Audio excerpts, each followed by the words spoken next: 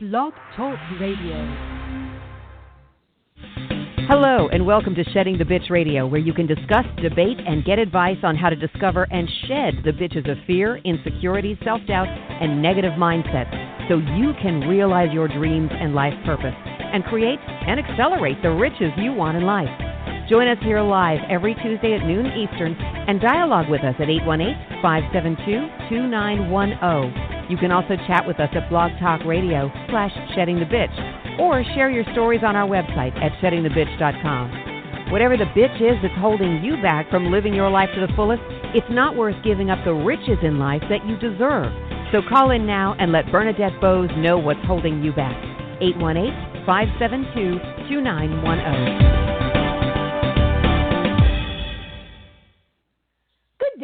Good day, everyone. How are you on this somewhat cloudy and moody Tuesday, at least here in Atlanta, Georgia? We are finally into fall. So I think we're a couple days into fall now, and finally breaking the 90-degree point, or I should say getting below it finally. And hopefully over the next few days, we're expecting a lot of rain, which we can certainly use here. But I hope you're having a glorious day wherever you might be. We have a fun conversation to be had today for the next 50 minutes or so. But before we get into that, I'll just mention we have Ask Bernadette coming up. So ask me anything. You can post your questions, stories, or challenges out on Facebook, Twitter, our Shedding the Bitch pages. You can email me directly at BernadetteBowes@balloffireinc.com. You can go to LinkedIn, is where I get a good many of you that reach out to me directly. You'll go onto LinkedIn and send me a private message, which is perfectly fine as well.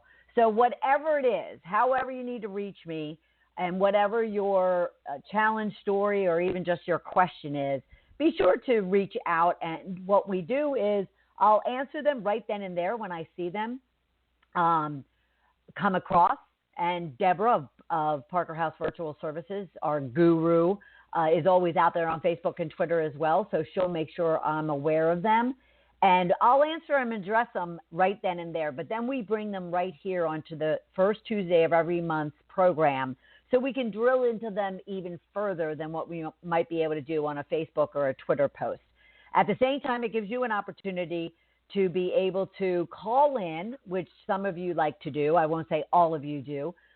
Some of you are shy, but then you could call in and have a direct conversation with me, provide me more backstory, that kind of thing. So that's the first Tuesday of every month, which will be next Tuesday, October 2nd, if you can believe it, that we are into October. Now, things to think about is it is the fourth quarter from a business perspective. So if there's anything from your own business, your company perspective, you can certainly ask any sort of question in that regard. If you have some career advice, maybe you are looking to get ahead of your performance reviews in January, or you're looking to change up things in the new year, let's start getting them addressed now, because the fourth quarter, a lot of our episodes are focused on really preparing for the new year and kind of recycling and reassessing what's gone on in the current year. So that's next Tuesday, noon Eastern time, and I'll look forward to addressing your questions. Then October is full. We've got conversations with August Cruz coming up, Terry Crook, and Elliot Katz. And, of course, it's all top of mind issues that women are dealing with day in, day out in all areas of their life, and helping you to enrich it so you can create and accelerate and achieve the goals and the riches that you want in life. So let's see, what else is happening in the Shedding the Bitch community? There's sometimes when it's nice and quiet, it's a good thing, and there isn't a lot of noise around us. So we will just jump right into our conversation for today. So our conversation is overcoming self-sabotage. So if you have any aspect of your world that you tend to be your worst enemy, then you're raising your hand and or you're shaking your head. We're going to be talking about what the biggest thing is that's keeping you from being successful.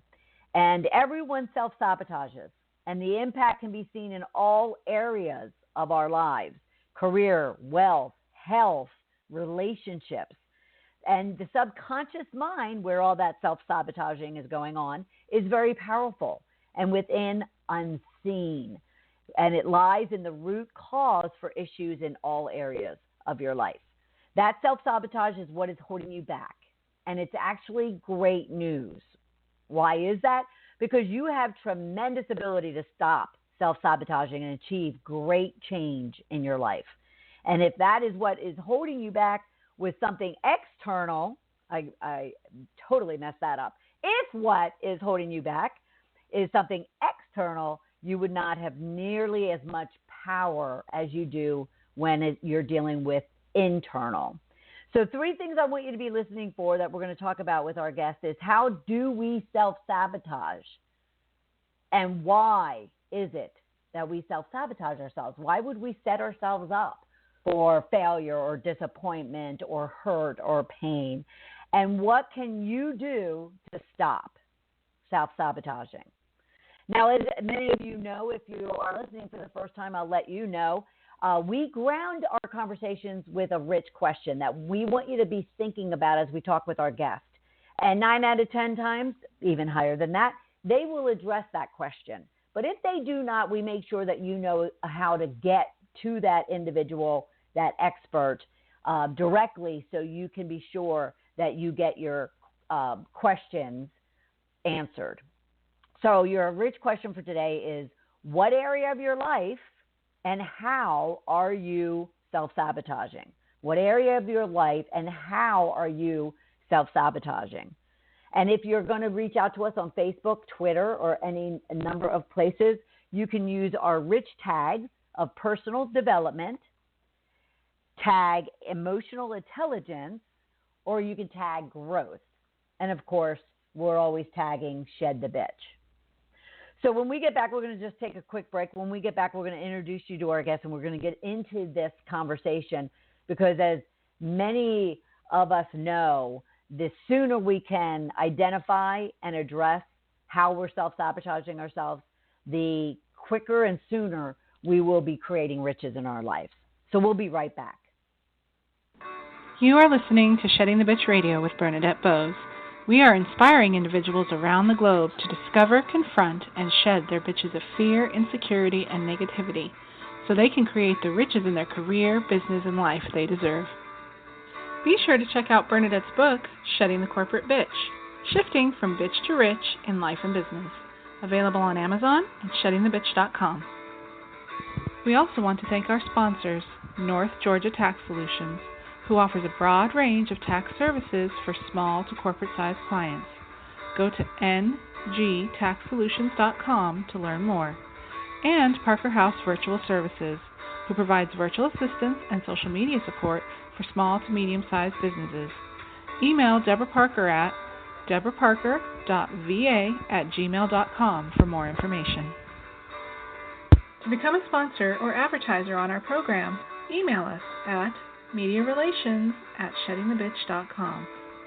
Shedding the Bitch Radio airs every Tuesday at noon Eastern Time.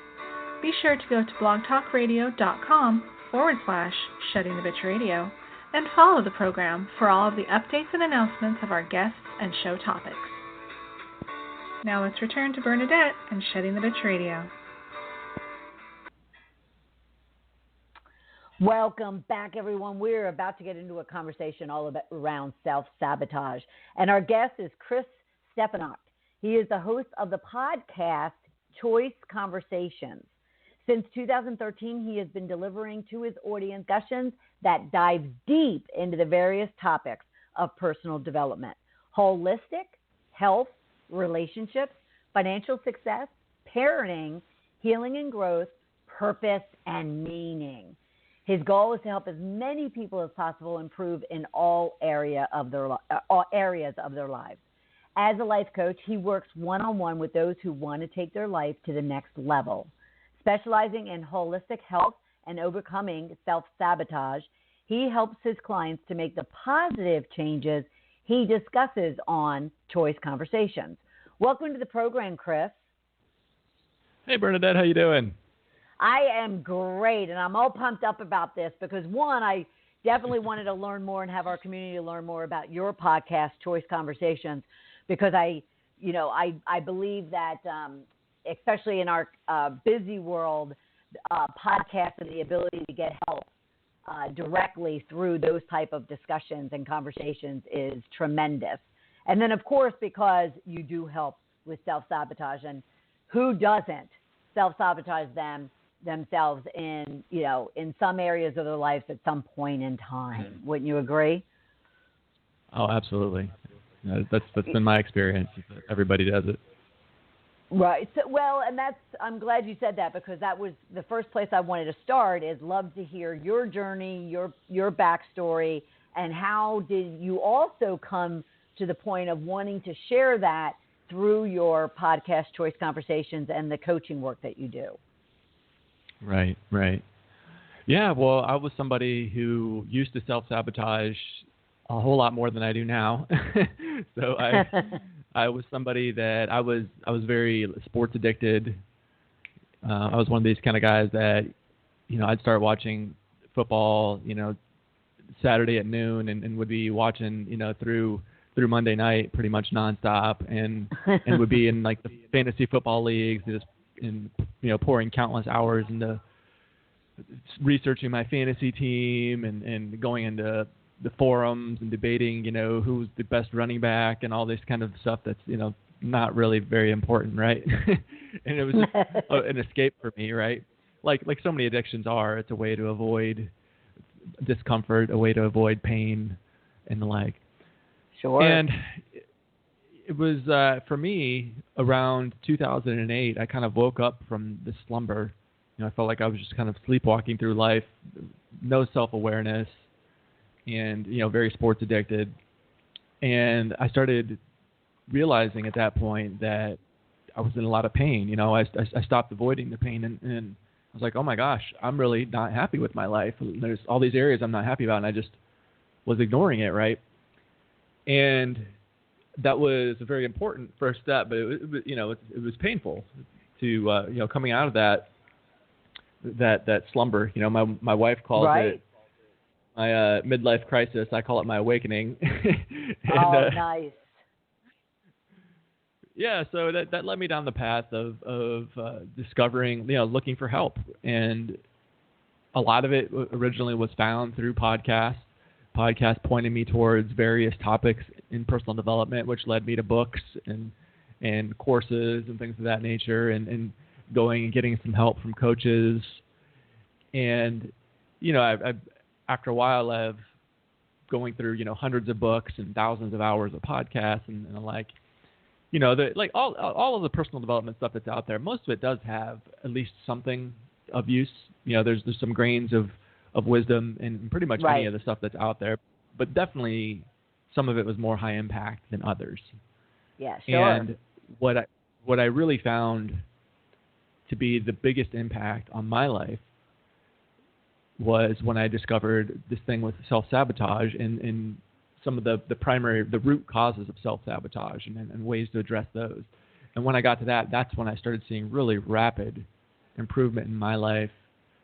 And, I was podcasting about all these different topics that I was learning about in personal development, and started podcasting about self-sabotage. And my listeners would contact me, ask me for advice, and start, having conversations with them on Facebook, or even some of them through Skype and the like. And they were like, a couple of different people were like, you're really good at this, and you've really helped me out a lot.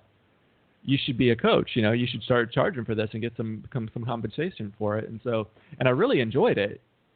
Right. When I was doing it, it was just so fulfilling to be able to help other people in that way. And I just, was passionate about it and loved doing it. And that's when I was like, yeah, you know what, maybe I should do that. And so I started coaching, and I just love it. I feel like, it's my passion is to help other people. So, right now what that looks like is my podcast and coaching. Down the road, I'm definitely looking at setting up workshops and retreats and things of that nature, maybe some courses. Right. But I just love to get to work with people and help them in whatever way I can. Yeah, it's that aha moment, right? That look on their face that they just go, "Oh, yes, I understand." But right. help people because those of us in the personal development arena, the idea of self-sabotage is, pretty common. It's a known term. Sure. But other people who really haven't come to that awakening, as you said, or even long before the awakening, they just aren't they're not reading, and they're not going and listening to podcasts, and they're not really doing a lot of personal development. Help us understand what self-sabotage looks like. Sure. Right. So self-sabotage is when you do something and then after the fact you regret that you did it. Or you were like, why did I do that? I knew I wasn't supposed to do that. Maybe you say some harsh words to your child. They were, quote unquote, pushing your buttons, and you say some things that you really shouldn't have. And then after the fact, you're like, man, why did I do that? I know that's not I sounded like my dad there, or whatever. A gentler touch would have been so much better there. Or you get an argument with your spouse or significant other, and afterwards you're like, wow, how did that happen? How did that we were just talking and all of a sudden, we went ballistic. Or maybe it looks like you sit down you're like, oh, I shouldn't have any cake. I'm trying to lose weight. The doctor say I'm having this health problem, that health problem.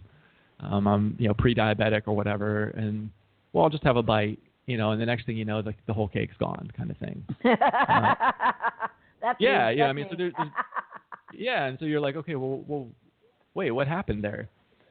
And so those are just different ways. Like really any kind of addiction, there's a lot of addictions that are out there that some of them are, not socially acceptable, of course, like, and, being into drugs and gambling and that sort of thing. But there's a lot of socially acceptable addictions as well, like food, being a workaholic, right. is a very socially accepted one. I mean, a lot of times people are praised for their work ethic and look how well they're doing, and they can be really successful in their career because of that, the hours they're putting in, the hard work. But in the other areas of their life, they're really suffering. Maybe their family life is really suffering.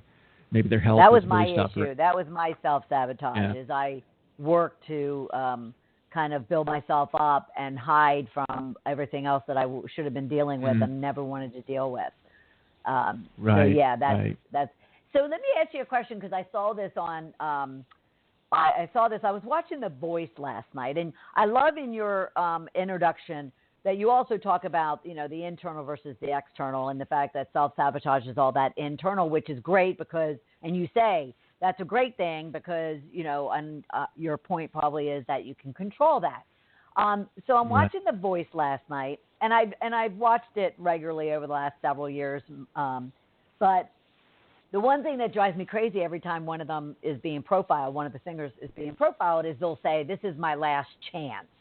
This is, they're only 20, whether they're 20 or 50, right. And it's like, this is my last opportunity."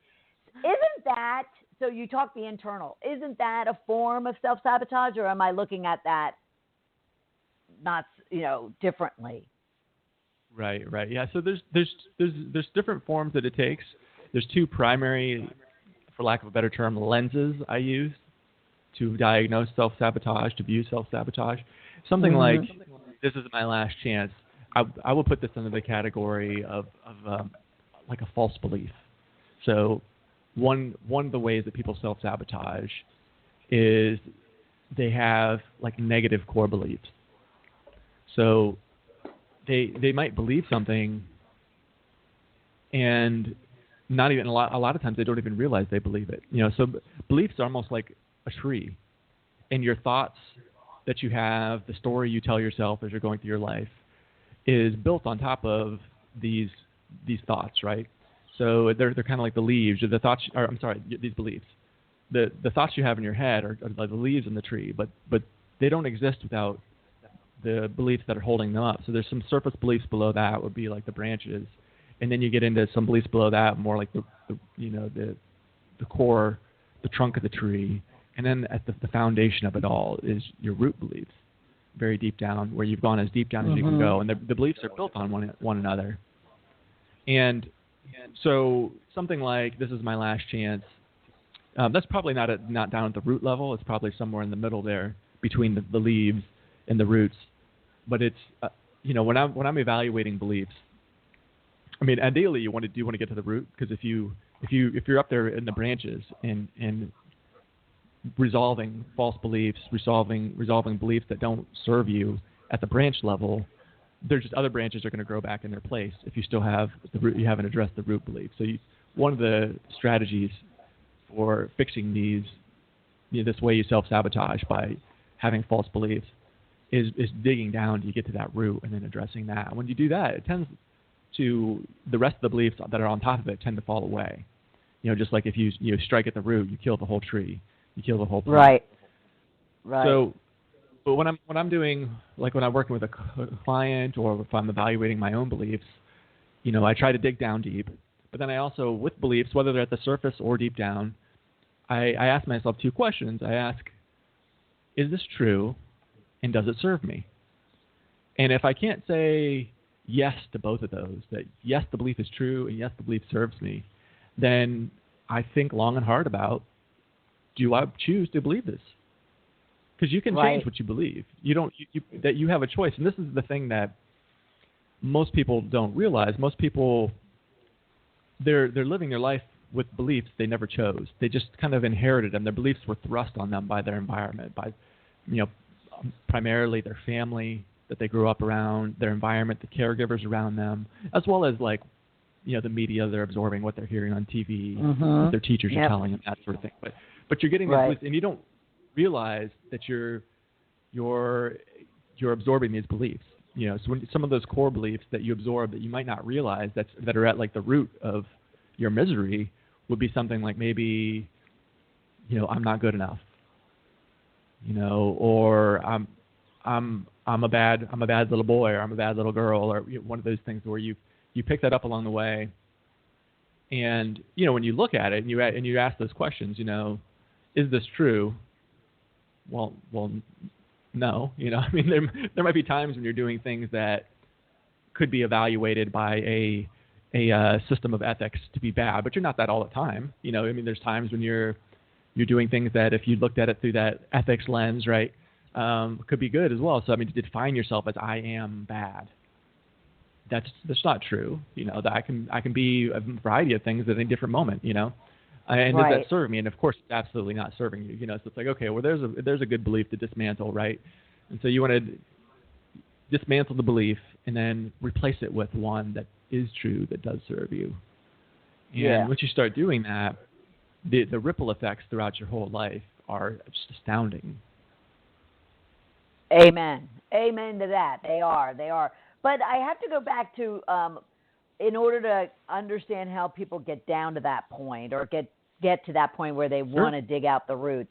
You had made mention about your wife, and that, she used, I believe she used a term like slumber, that it's just, you're in a slumber and you were feeling that you were in awakening.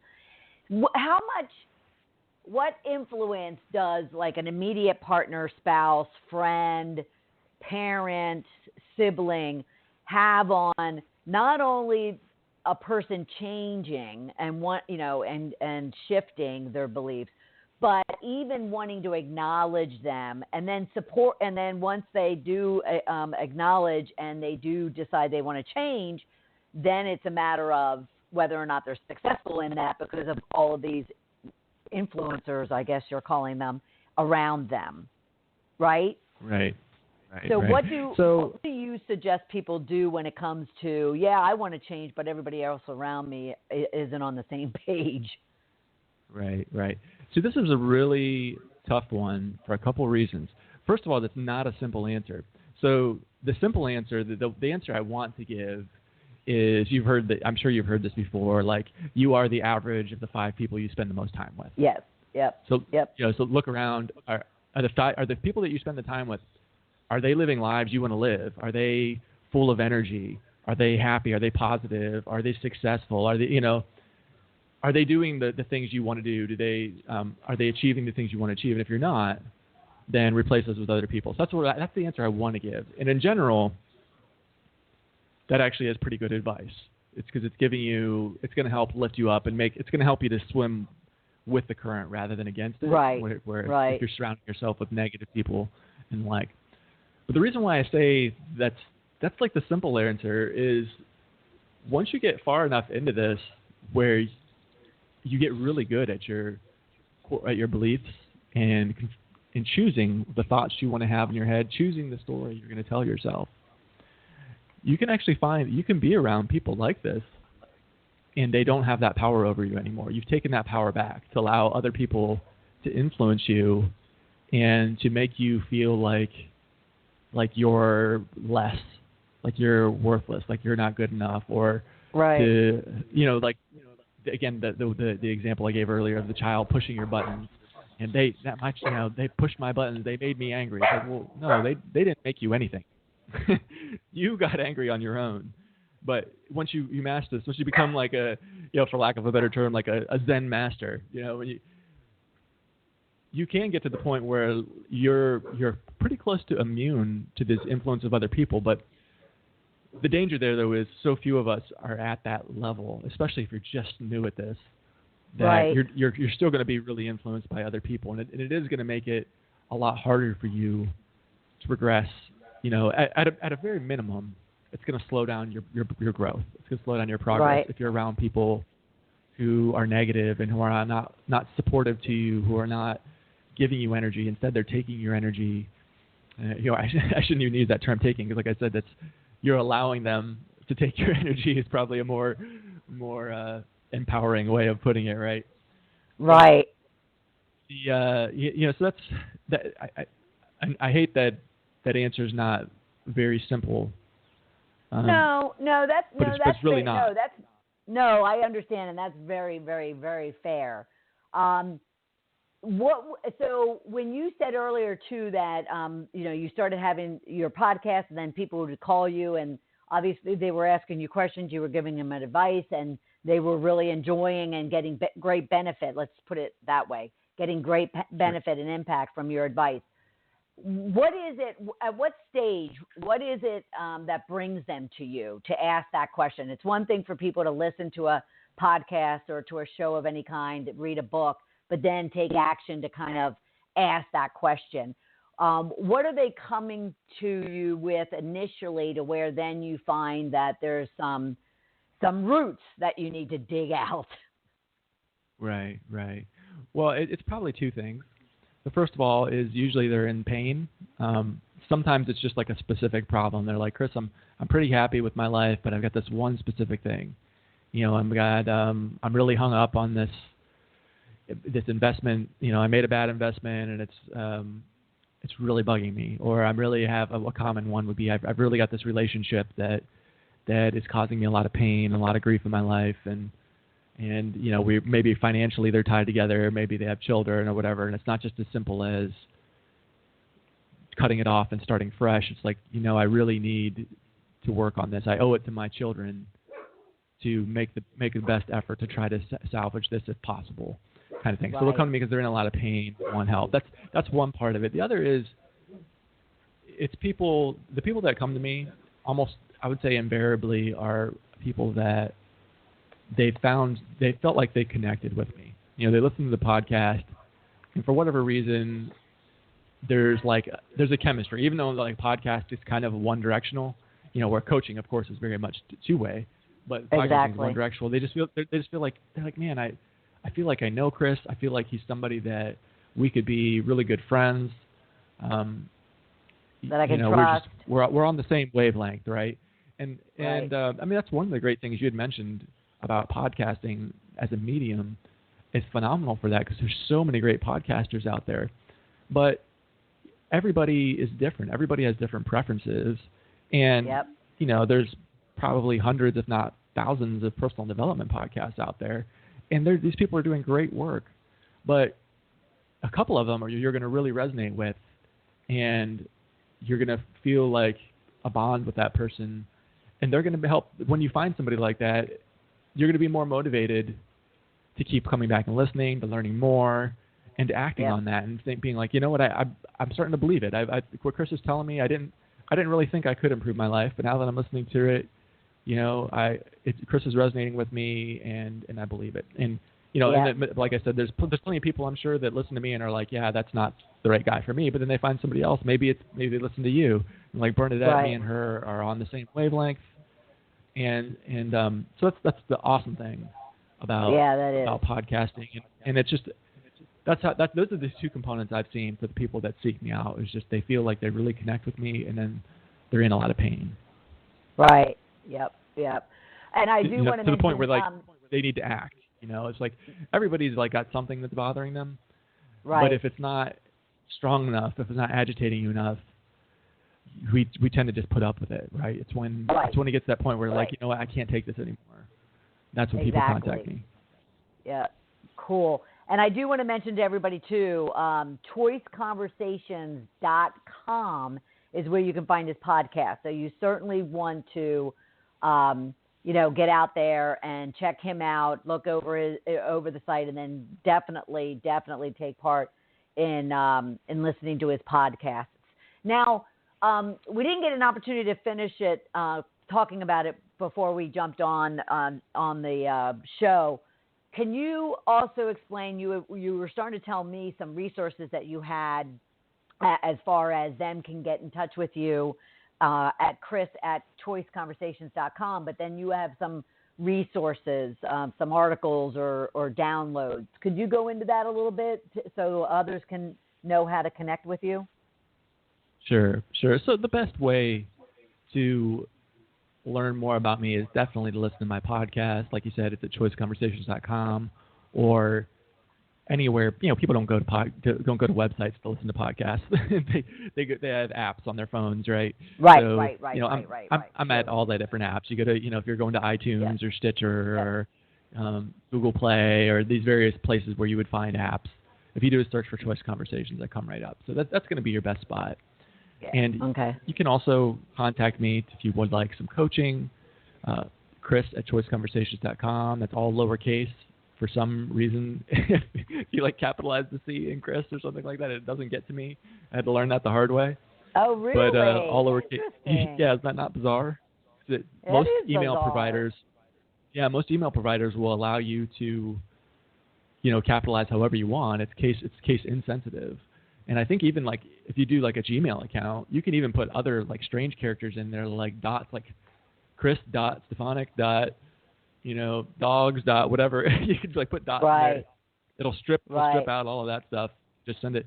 But yeah, mine is very specific. Chris at Choice Conversations. But at any rate, so you know, you could do that or look me up on Facebook. You know, a link to Facebook. Best way to get to that would be just to go to choiceconversations.com, and there's a link to Facebook from there. Yeah, there is. But there's a way to contact. Yep. Right. I do have some short ebooks, some like guidebooks that if people wanted to look at those as well, they can. And those are like they're just like specific topics that I created. I'm going to create more of these. I've got a few in the works that I haven't released yet, but like an example would be, you know, I have a guidebook for how to get a great night's sleep, and that's at sleep.choiceconversations.com. You know, or turning arguments into discussions. You know, one on a little relationships handbook that's at discussions.choiceconversations.com. Or, you know, I've got like my recommended reading list, which is at books.choiceconversations.com. So there's more of those that are coming. Yeah. He's everywhere. Right. Well, we're gonna take a quick break, and when we get back, I still want to learn from Chris for all of you. Is, you know, why is self-sabotaging a big deal to anyone? And then some strategies to stop it. And he's obviously mentioned some and given us some great examples, and we're going to dive into that a little bit more. So we are talking with Chris Stefanick, and he is our self-sabotage guru, and you can go to choiceconversations.com to learn more. And then when we get back, we'll continue this conversation and get you those tips and advice that you need in order to create the riches in life that you deserve. We'll be right back. You are listening to Shedding the Bitch Radio with Bernadette Bose. We are inspiring individuals around the globe to discover, confront, and shed their bitches of fear, insecurity, and negativity so they can create the riches in their career, business, and life they deserve. Be sure to check out Bernadette's book, Shedding the Corporate Bitch, Shifting from Bitch to Rich in Life and Business, available on Amazon and sheddingthebitch.com. We also want to thank our sponsors, North Georgia Tax Solutions, who offers a broad range of tax services for small to corporate-sized clients.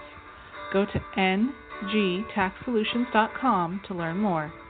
And Parker House Virtual Services, who provides virtual assistance and social media support for small to medium-sized businesses. Email Deborah Parker at deborahparker.va@gmail.com for more information. To become a sponsor or advertiser on our program, email us at mediarelations@sheddingthebitch.com. Shedding the Bitch Radio airs every Tuesday at noon Eastern Time. Be sure to go to blogtalkradio.com/sheddingthebitchradio and follow the program for all of the updates and announcements of our guests and show topics. Now let's return to Bernadette and Shedding the Bitch Radio.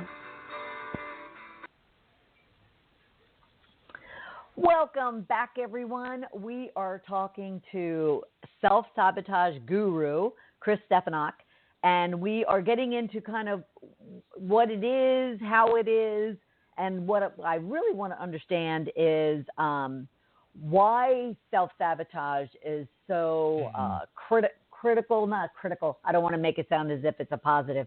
Why it's so detrimental to ourselves. So, Chris, could you kind of give us some hard reasonings as to why we need to make sure that we reach out to someone like yourself as a coach to rid ourselves of self-sabotage?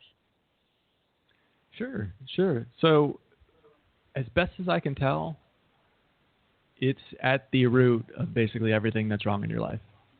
So, I'm not sure if I can make it any more clear than that, but in my experience, both with myself and with my clients, I've definitely found this to be that's where it's at. I mean, people will often blame things externally. That's a strategy that's a very what's the term I should use here? I guess disempowering strategy. Not taking responsibility for your life, not taking responsibility for where you are at in this current moment. But if you take responsibility for it and then start looking at how did you get here, why, and you've got the right strategies, the right tools to diagnose that and dig down to the core of your self-sabotage, you can all the things that are you're struggling with, all of the things that are getting in your way, all the sources of your discontentment, and misery you're suffering, can all be they're all at the root of this self-sabotage. So it's a world where you're self-sabotaging to one where I don't know if anybody ever eliminates it 100%. It's a journey, not a destination, right? But right. Good point.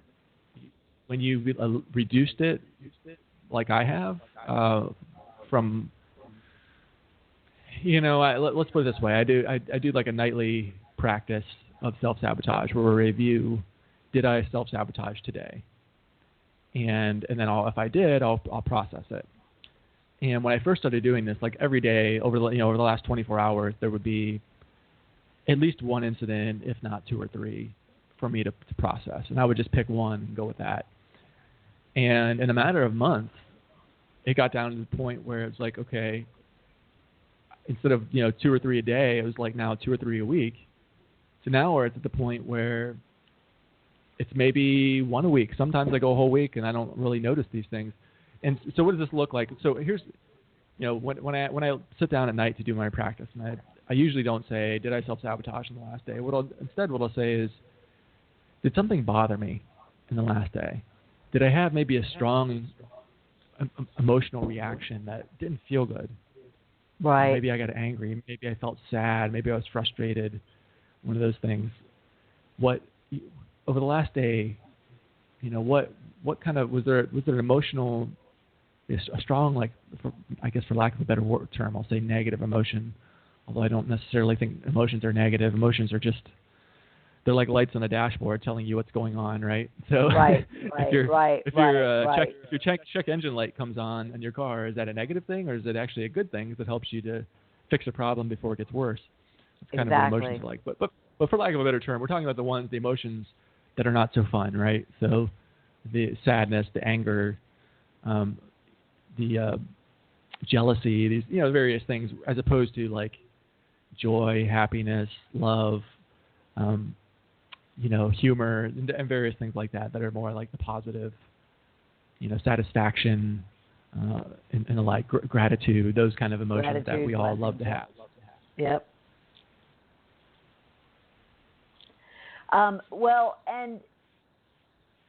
So I love that. So I'm hoping everybody's really took that in, that, you could sit there at the end of the day and really just go back and assess.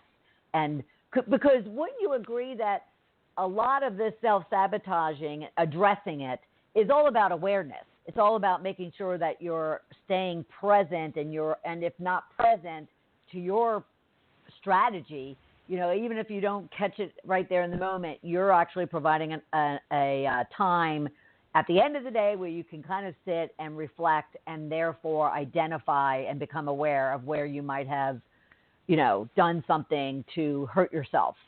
So would you say that it is about awareness is what helps people to start that change and start that shift? Well, I would say awareness is necessary but not sufficient to get rid of your self-sabotage. So you're not going to be able to get rid of self-sabotage without awareness. But if that's your only tool, it's not going to be sufficient to get rid of it. You can maybe reduce it with awareness, but I don't think you're going to be able to eliminate it. And I can give you an example of that. Would love it. If you would. Okay. Absolutely. So, would love it. So here's an example of where using like the beliefs, the things you believe, the stories you're telling yourself, can actually get rid of an area of self-sabotaging rather than just like bringing you awareness to it. So say you're somebody like me who works at home, or maybe you're not even working from home, but you're doing something, you're busy on your laptop. You're sitting on the couch working on your laptop, you're really focused on something. And your significant other comes home. They walk through the room. They don't say hello to you or anything, and just kind of walk in one side and walk out the other, and don't say anything to you. And you immediately are like, "Oh my God!" I'll put myself in there to make this easier. Be like, "Oh, my wife's pissed off at me. There she is. She's pissed off at me. She didn't say hello. She's walked right through. She's doing this whole passive-aggressive thing where she's ignoring me. I didn't do anything, and here she is attacking me again, using these passive-aggressive strategies, and I start to get angry. Now, awareness, I can kind of catch myself and be like, okay, you're getting angry, take some deep breaths, don't fly off the handle and go say something you're going to regret later. And maybe go, talk to my wife and try to be curious and say, what's wrong? Why did you do that, kind of thing, right? Where maybe I was feeling like my need to be to be like connected with and understood and part of the family or part of the community or whatever. These things were like just not, those needs weren't getting met when she came in and walked through like that and ignored me. And I felt really ignored. Right. It felt like attacked, almost like this was her way of being passive aggressive, right? So the awareness can get me there, but I'm still getting like, there's this incident coming up where I feel like, oh my God, I'm like my needs to be love and my need for attention and my need for this and that or the other are not being fulfilled, and this is a problem, and I need to go deal with that and all of that. That's still all there. Where like now, if you take it and look at it from the strategy of like, well, what are the beliefs beneath this? And you could dig into these beliefs and find out that like there's nothing. None of that stuff even had to be there at all. So if instead of having that story come up in your mind when your wife came in when my wife came in and I'm like, oh, she's mad at me, and she's Right. doing that passive aggressive again. Instead of having that story, maybe I'm like, you know what?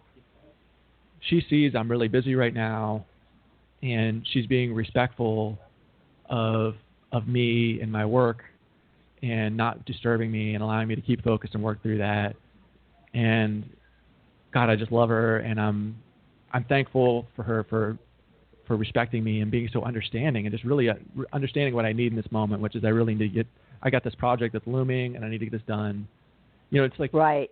My wife, in those two scenarios, my wife did absolutely nothing different. She came in one side of the room and walked out the other. Yep. But the story I'm telling myself changes everything, changes absolutely everything. And that story is built upon your beliefs below it. So the truth be told is actually probably you don't know either of those. If you really dig down into your core things, you don't know what was going on. So, so I'm making a lot of assumptions there. So if you do some beliefs work there, you might find out that you're like, I have no idea what my wife was thinking when she walked through that room. And to make assumptions about it is sending me down a trail that that could be a false one. Like I said before, that's a great example.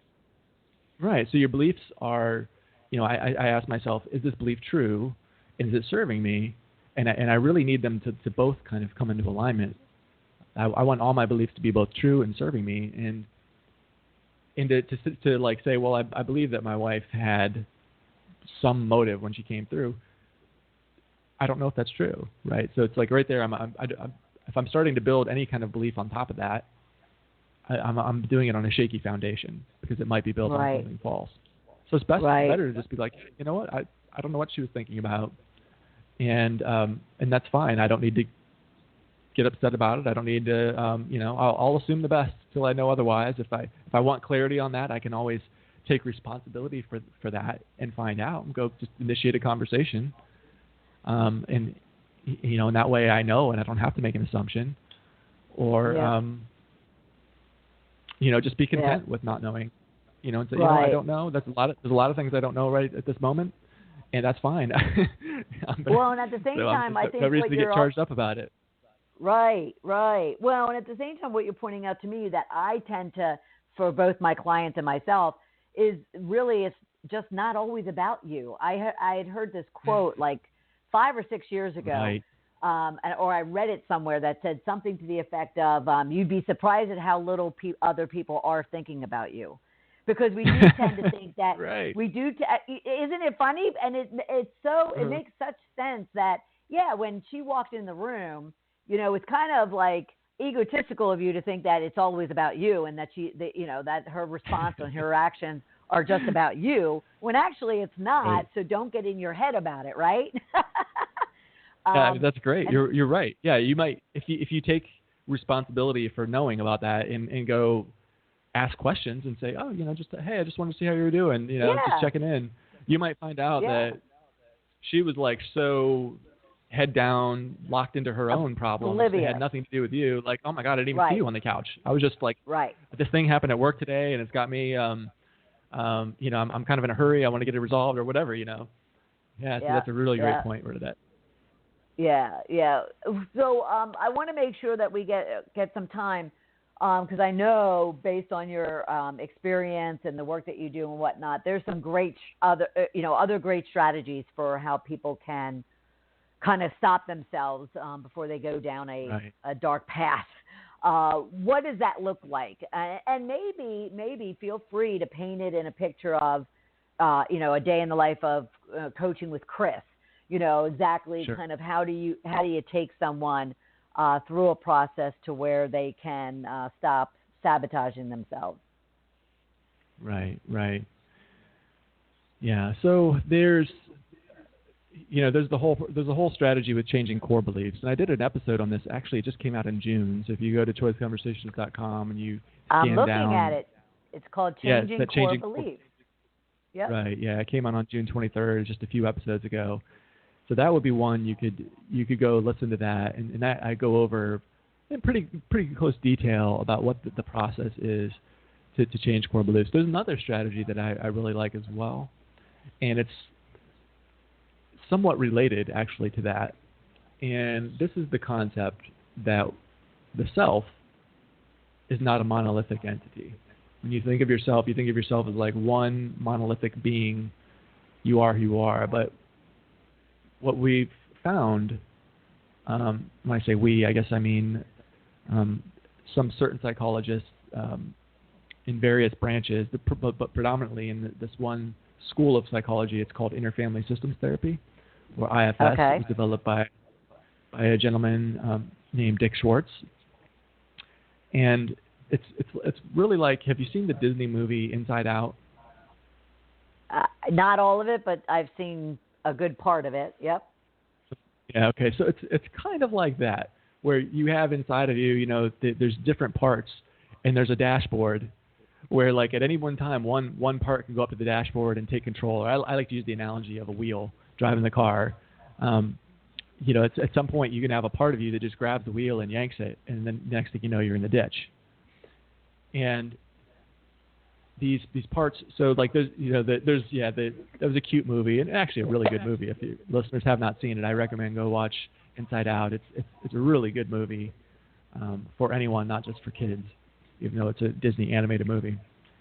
But this is a concept that I'm sure you've heard of outside of that. So like an example would be an inner critic. We've all heard about having an inner critic. Your inner critic isn't you; it's a part of you. It's just one voice in your head. Or you hear the people talk about having an inner child, right? And healing your inner child. Or you even have the old thing where they say, I've got a devil on one shoulder and an angel on the other, and they're whispering in my ear. It's you have parts of you. One part of you might feel one way, where another feels the other way. One part of you is like, I really need to lose some weight. I'm pre-diabetic. The doctor's yelling at me. I can tell I'm not really loving it when I look in the mirror these days. My jeans aren't fitting anymore, blah, blah, blah. Well, there's another part of you who's like, man, I really want that cake. And that's to recognize that those are actually separate parts of you, and deal with them separately. So you know what, I'm going to heal this part over here, who's maybe not in alignment with my goals. Who's maybe not in alignment with, I have at the conscious level, I have these goals I want to reach. Like I want to lose weight. I want to be more successful. I want to improve my marriage. I want to be a better parent, whatever it happens to be, right? But there's a part of you that might not be on board with that. At the subconscious level, it's self-sabotaging you, because it's not on the same. It doesn't believe that goal is really best for you. It believes something else is best for you. So this is, one of the things people always ask is like, why would I do this thing? Why would I self-sabotage? It's because you have a part of you who actually thinks it's doing you a favor, that you're better off listening to it. It's protecting you? Protecting you, right. So like the addiction is a great example of this. Addiction is a way to distract you from something it thinks you can't handle. So maybe, there's a lot of people that are emotional eaters. They start getting upset about something and they eat. That part of them says, oh, you can't handle that. If you were to actually deal with that, that would be so painful that I don't know what might happen. I mean, you might kill yourself. So I'm going to distract you away from that because I know you can't handle that. And it's wrong. You can handle it if you, but it's short-sighted, but it's really looking out for you. It really thinks like, they're going to kill themselves if I let them deal with that. So I've got to get them to eat this cake. I've got to get them distracted with gambling or pornography or whatever your addiction happens to be.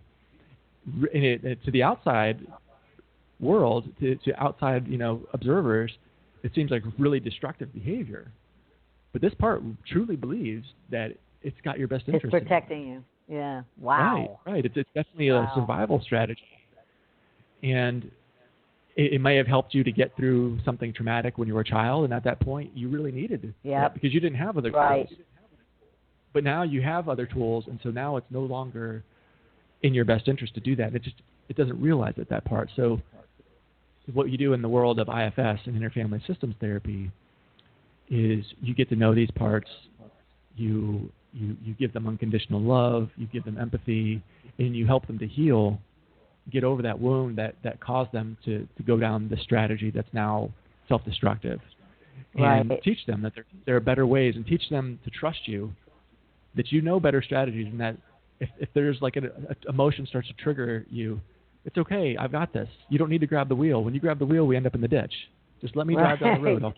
I promise I'll keep us on the road. I'm not going to kill myself, And it's just building that trust and teaching it and bringing all the parts of you inside of you into harmony so that they're all on board with the strategies that are going to help you to be successful, so that they're all on board with the goals you have. Yeah. And then now all of a sudden, those goals that you kept getting in the way of yourself, you flow just naturally through them and are able to reach them. Fabulous. Does that make sense? Oh, it does. No, it does. And I'm sitting here and I'm a very visual person, so I'm sitting here scribbling and painting a picture for myself, because I'm putting all those emotions and all those things into form. Because if I can see them in a form, then I can kind of almost like you're talking about them as if they're, you're using terms like them and, we and, so it's kind of fascinating because it's a way of not materializing or it is visualizing, but in order for it to seem as if you're giving them names, you're giving them, personalities, but at the same time you're working to also alter those personalities and to kind of bring them into harmony, as you say, which is fabulous. I love that. Everyone, I want you to go to choiceconversations.com. He has some of his podcast episodes there, and then again, they're available on any of your podcasting apps. Is it each Friday morning, Chris? Typically, yes. I have been on a little bit of a hiatus right now. I've got some projects I'm working on, but I do plan to return to doing it weekly once I get past these couple projects right here. Sure. I'm excited but to go to get back into it. choiceconversations.com and you'll find his episodes and find out information regarding his podcast. And certainly be sure to be following him, whether it's on Facebook, whether it's on Twitter. And I love the guests that are kind of, very well established, because if you were just to Google Chris Stefanick, you would find him. And you'll find his Twitter handle as Chris Stefanick. You'll find his, his Facebook handle is Chris Stefanick, and his Twitter is Choice Convo. Choice Convo. Yeah. But again, go to his website, and he's got a whole string of all the different ways that you could be interacting with him. But more importantly, also email him and kind of, figure out how you might be able to work with him. As you can tell, he's got a lot of great strategies to helping you overcome whatever pain or issue or sabotage you're dealing with. And you can email him at chris@choiceconversations.com. Chris, I want to thank you so much for being part of the program. This has been great. Oh, it's been my pleasure. And thank you for having me on. I've really enjoyed it. And, you're really doing great work. So keep it up. Well, why, thank you. And it's only because people like you are doing great work that we can get you to talk about it and share it with our community. So I appreciate that. Again, everyone, also come back and download and listen to this program over again and or share it because, I'm sure you just look to your left and look to your right, and you're going to find your friends, family, peers, colleagues, whomever that are dealing with something that could benefit from all the information that Chris has shared with us. So definitely do that, and you can go to blogtalkradio.com/sheddingthebitchradio to download the episode. And, of course, we upload it to iTunes and a number of the other streaming services. But thank you again, Chris. And everyone, keep in mind, next week is Ask Me Anything. So go out to Facebook, Twitter, LinkedIn, or send me an email, and let's get your story, question, or issue addressed. For everybody here within the Shedding the Bitch community, thank you so much for being part of this great episode, and I'll talk to you next Tuesday at noon Eastern Time. Thanks, everybody. Thank you for listening to Shedding the Bitch Radio with Bernadette Bose. Join Bernadette every Tuesday at noon Eastern as she helps you shift your bitches to riches. And the dialogue is always going on at sheddingthebitch.com. See you next week.